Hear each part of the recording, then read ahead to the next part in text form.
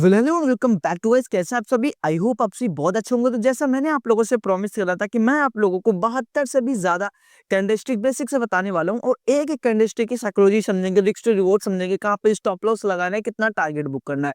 अगर आप लोग इंट्राडे पोजिशनल ट्रेड करो तो कौन से टाइम फ्रेम पे करना है और वैल्यूम को किस तरीके आइडेंटिफाई करना है, आज के इस वीडियो में हम लोग बहुत ज्यादा बेसिक में सीखने वाले हैं, बहुत ज्यादा बारीकी में सीखने वाले हैं। तो प्लीज आप लोगों से रिक्वेस्ट है, वीडियो को एंड तक जरूर देखना। एंड हाँ गाइस, जिन लोगों ने अभी भी वीडियो को लाइक और चैनल को सब्सक्राइब नहीं किया तो बिंदास कर देना। आज मेरे पास कैंडलस्टिक है जिसका नाम है thirsting berries continue candlestick pattern. किस तरीके काम करेगी, क्या ये कैंडलस्टिक मेरे लिए सही है या फिर गलत है, इन सब चीजों के बारे में बात करते हैं। लेकिन उससे पहले मैं आप लोगों से सिंपल क्वेश्चन ये पूछना चाहता हूँ कि कैंडलस्टिक क्या होती है।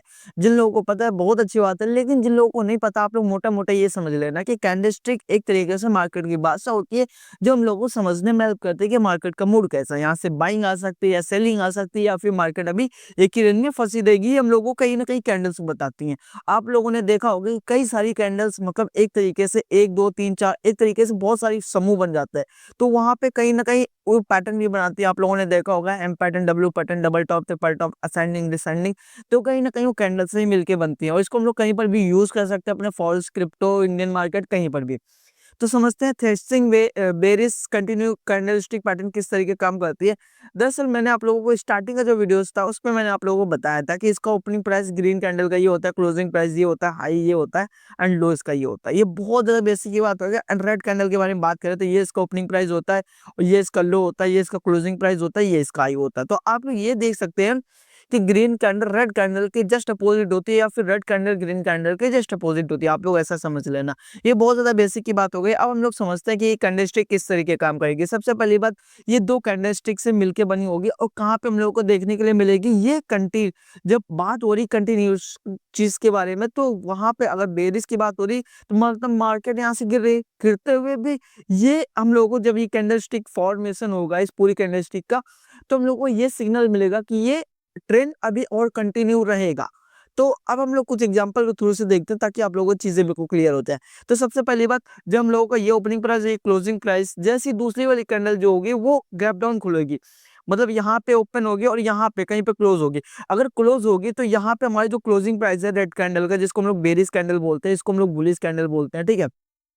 तो हम लोग ये देखते हैं कि जहाँ पे इस एरिया पे लगभग 30%, ये रेड कैंडल का जो भी रेड कैंडल है इस 30% के एरिया, ये 40% के एरिया के आसपास ये कैंडल क्लोज हो जाए, या फिर कभी कभी हम लोगों को ये कैंडलस्टिक मेरू बाजू और बुलिस मेरू बाजू, बेरिस मेरू बाजू भी देखने के लिए मिलती है, जैसा कि आप लोगों को स्क्रीन पे देखने के लिए मिल रहा है ये फोटो में। एक, दो, तीन एंड चार, आप लोगों को चार कैंडल्स देखने के लिए मिल रहे हैं। और हम बात करते हैं इसमें विक्स नहीं है, जिसमें साइडो नहीं है, उसको हम लोग बोलते हैं मेरू बाजू कैंडल। बुलिस मेरू बाजू को हम लोग ग्रीन वाली को बोलते हैं और रेड वाली को हम लोग बेरिस मेरू बाजू बोलते हैं। ग्रीन कैंडल्स मेरू बाजू क्या होती है ये मैंने अपने चैनल पे बताया, डिटेल में आप लोग चैनल पर जाना, जहाँ पे आप लोगों को अच्छे से सीखने के लिए मिलेगा कि बुलिस मेरू बाजू क्या होती है, बेरिस मेरू बाजू क्या होती है। तो इसके बारे में अभी हम लोग टाइम खराब नहीं करेंगे, अभी हम लोग डायरेक्ट मुद्दे पे बढ़ते हैं और हम लोग एक एग्जाम्पल के थ्रू समझते हैं ताकि आप लोगों को चीजें बिल्कुल क्लियर हो जाए कि क्या क्या चीज आप लोगों को समझना है। ये एक बिटकॉइन का चार्ट है जो कि इंट्राडे लेवल का है। अभी हम आप लोग अगर इंट्राडे पोजिशनल ट्रेड करते हो तो उसके बारे में, टाइम फ्रेम के बारे में बात कर लेते हैं।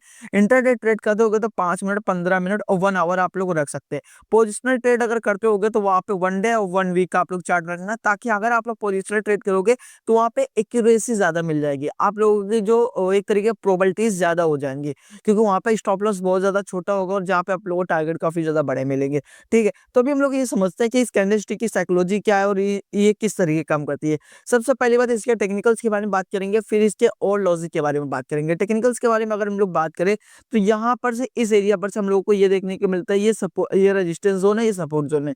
सपोर्ट और रेजिस्टेंस क्या होते हैं जिन लोगों को ये भी नहीं पता, तो आप लोगों को बिल्कुल भी डरने की जरूरत नहीं है, चैनल पर जाना। प्राइस एक्शन का सिर्फ मैंने अभी एक ही वीडियोस अपलोड करा है। अभी आने वाले टाइम में मैं आप लोगों को जिस तरीके कैंडलस्टिक बता रहा हूँ, लगभग 100 से भी ज्यादा कैंडलस्टिक कराऊंगा, तो वहां पे आप लोगों को जैसे एक एक चीज बिल्कुल बेसिक से लेके चलो, ऐसे प्राइजेक्शन में भी चलूंगा, तो आप लोगों को थोड़ा सा सपोर्ट चाहिए बस, ठीक है। तो अभी हम लोग समझते हैं यहाँ पे हम लोग को सपोर्ट देखने को मिल रहा है, यहाँ पे रेजिस्टेंस देखने को मिल रहा है, कहाँ पे फॉर्मेशन हो रहा है, कहीं सपोर्ट पे फॉर्मेशन हो रही है, ठीक है। तो हम लोगों को क्या देखने के लिए मिलता है, जैसे ही इस कैंडल का गैप डाउन कैंडल खुलती है हमारी रेड वाली कैंडल, तो हम लोग को ये देखने के लिए मिलता है कि क्या ये कैंडल हमारे इस गैप को फिल करी है। एक तरीके से जो हमारे पास विंडो थी, जब मैंने आप लोगों को रेजिंग विंडो के बारे में बताया था, तो क्या इस विंडो को फिल करी? नहीं, बिल्कुल भी नहीं फिल करी। तो हम लोगों ने क्या देखा कि हाईवी सेलिंग हो रही है यहाँ से। एक हाईविंग सेलिंग होती है, तब बुलिश मेरू बाजू, बेरिश मेरू बाजू बनती है। और आप लोग यहाँ पे देख सकते हैं कि हमारे पास ये सपोर्ट जोन था, ये रेजिस्टेंस का जोन था, तो सपोर्ट जोन पे बनी और इसके बाद में जैसे ही हम लोगों ने देखा कि ये वाली बनी, तो हम लोगों ने क्या करा, ये जो सेकंड वाली कैंडल है इसको हम लोगों ने मार्क करा। मार्क करने के बाद में अब हम लोग अपनी पोजीशन कैसे बनाएंगे कि हमारे पास जैसे ये वाला सपोर्ट का जोन था, ये रेजिस्टेंस का जोन था, तो हम लोग अपनी पोजीशन बनाएंगे कि यहाँ पे कहीं पे हम अपना स्टॉप लॉस वो प्लान करेंगे। और जो रिस्क टू रिवॉर्ड जो हम लोग रखेंगे, वो हम लोग कितना रखेंगे, रिस्क टू रिवॉर्ड हम लोग रखेंगे 1:2। अगर आप लोग फ्यूचर में क्वांटिटी 1000, 10,000, 20,000, 50,000, जितना भी आप लोगों के पास कैपिटल होगा, आप लोग उतना रख सकते हो अपने हिसाब से क्वांटिटी। बट स्टार्टिंग में अगर आप लोग बिगिनर हो, तो सिंगल लॉट से ट्रेड करना, जो कि आप लोगों के लिए काफी ज्यादा सफिशियंट है। क्योंकि अगर एक दिन में आप लोगों को जो लॉस होगा,